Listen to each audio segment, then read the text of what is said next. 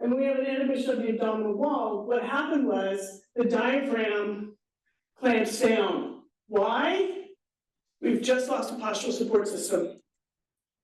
And now the diaphragm's role is to keep us upright. That's just the way we're wired together. So the diaphragm, if you'll stay with me here, has become the linchpin. How do we treat this?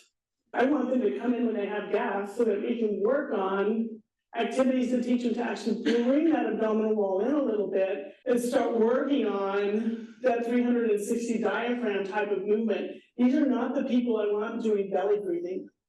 Their bellies are too soft. So if you're treating chronic low back pain and this person has abdominal dyssynergia because they have gas and bloating and chronic constipation, which we know goes hand in hand with chronic low back pain, we're not going to get the chronic low back pain any better if this isn't taken care of. And it's not just about sucking your abdominals and do a core exercise and 65 sit-ups. That's not going to help it. And there's a picture of it. You can see there's the normal response, and that diaphragm's free to move.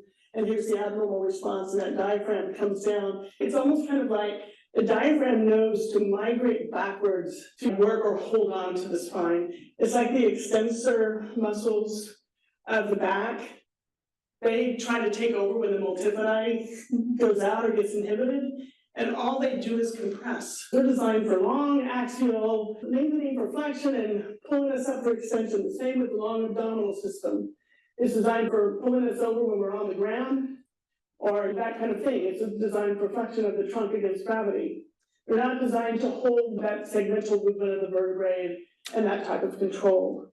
So we have to be able to treat both sides and take a look at both sides of the coin. So with intra-abdominal pressure, of course, we're gonna have thoracic stiffness.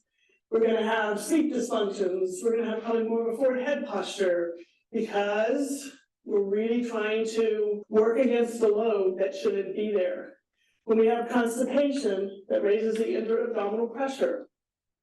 Now we're getting sensitized with inflammatory responses from carrying too much stool in our colon all the time. And it's irritating and interfering with digestion, and our system is already telling us to breathe a little heavier and a little harder or a little different because we're offline and we've got stress and now we've got chronic inflammation on top of it. This is why when you treat somebody who has complex conditions like this that are all together, the one thing you want to do is you want to keep it as simple as you possibly can, because everything touches everything. And if we try to go full force on all systems, we're not going to do well. So taking a person like this and putting them in the position of doing just core exercise to help their spine, it's not going to help the GI system or the urinary system. If we just treat the pelvic floor and get it stronger, we're not doing anything about the bridge on top that's governing the pelvic floor. If we don't get them unconstipated and get them chewing their food and calming down and doing mindfulness activities, then their constipation is going to be a chronic load inside there that's going to keep the pelvic floor in dysfunction.